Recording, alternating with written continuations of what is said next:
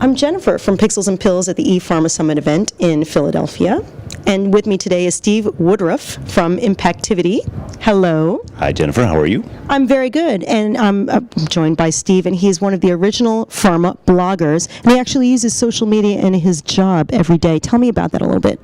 Well, my job is built on a network principle. So I work with pharmaceutical clients on the one hand and with providers on the other hand, and I actually matchmake. I am the eHarmony of pharmaceutical training and e-marketing. So I sit down with clients and I just say, tell me whatever you need. And then I have a bunch of preferred partners, and I help bring the right partners to my clients so that they don't have to go through a long and convoluted process of trying to find a good vendor. So the vendors win because they get targeted business, the clients win because they get a good provider, and in that win-win scenario, then I win, I get a referral fee based on the new business that occurs. So it's a kind of a unique business model.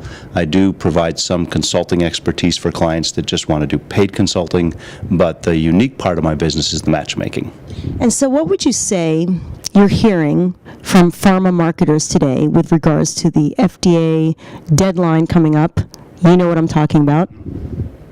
Well, most of them are kind of sitting on their hands waiting, and everybody wants to know where it's going to go as far as the general direction. Nobody can know the specifics of what the FDA is going to come out with, but are they going to take the more hard-nosed approach of a whole bunch of detailed regulations, or are they going to leave it on the basis of high-level principles? And I think that's going to be very, very telling as far as people's readiness to move forward with new initiatives.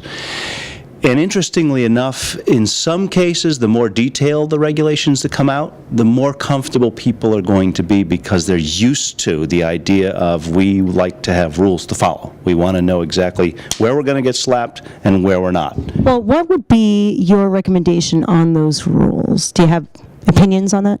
My opinion is that the FDA should stay away from a lot of specifics about platforms like Twitter or Facebook or whatever, because those platforms change a lot. And they really need to stay at the high level on what do we do about links? What do we do about the fact that media can now be detached and into different pieces and people can break it apart and mash it up? Those are the things that are going to stay there no matter what happens to the specific platforms. And so what the FDA needs to concentrate on is the nature of web and social communications and just how people can responsibly deal with the fact that things can now be linked, broken, user-generated, commented. And if they can keep it at that level, then that'll give people flexibility to work with new platforms as they evolve. That's terrific. Do you have anything else that you'd like to add? I think that's it. Thank you. Terrific. Thank you so much. I'm Jennifer from Pixels and Pills. Thank you so much.